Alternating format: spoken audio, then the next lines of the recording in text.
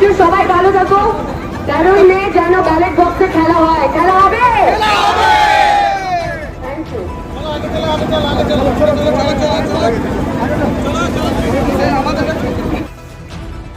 আসন্ন লোকসভা নির্বাচনে আসানসোল লোকসভা কেন্দ্রের তৃণমূল কংগ্রেস প্রার্থী শত্রুঘ্ন সিনহার সমর্থনে টলিউডের খ্যাতনামা নায়িকা কৌশানী মুখার্জি বারাবণী ব্লকের পানুরিয়া তৃণমূল কংগ্রেস কার্যালয় থেকে গিরমিট মোড় পর্যন্ত আয়োজিত হয় এক মেগা রোড শো। এদিন নায়িকা কৌশানী মুখার্জির সঙ্গে হুড খোলা গাড়িতে দেখা যায় বারাবণী বিধায়ক তথা মেয়র বিধান উপাধ্যায় এবং বারাবণী ব্লক তৃণমূল কংগ্রেসের সভাপতি অসিত সিংহ সহ ব্লকের নেতৃত্বদের। সবাই আমার সাথে বলো, জয় বাংলা, জয় বাংলা, জয় বাংলা।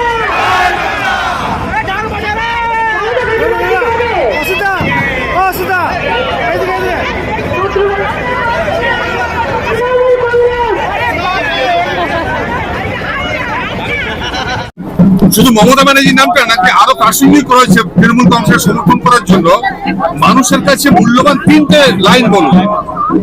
দেখুন, চোখে দেখা যাচ্ছে, প্রত্যক্ষদর্শী যে সব জায়গায় প্রচুর ডেভেলপমেন্ট হয়েছে। আসানসোল বলুন, দুর্গাপুর বলুন, যে বেল্টে আমি 3 দিন ধরে প্রচার করছি, আর এখানে মানুষের যতই পরিষেবা করবেন কোথাও না কোথাও তো ভুল ত্রুটি থাকবেই প্রত্যেকের দ্বারাই, তো সেই সময়টুকু পেতে হবে, তার জন্য সুযোগ দিতে হবে। তো উন্নয়নের আরেক নাম হচ্ছে মমতা ব্যানার্জি।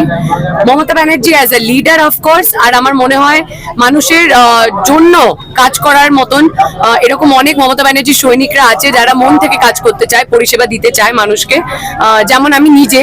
তো আমি মনে করি এই জন্য তৃণমূল কংগ্রেস। লাস্ট প্রশ্ন, এই নির্বাচনটা তো দিল্লির নির্বাচন, প্রধানমন্ত্রী নরেন্দ্র মোদীকে তোমার দৃষ্টিভঙ্গিতে কিছুকে দেখছো অ্যাজ এ পারফর্মার?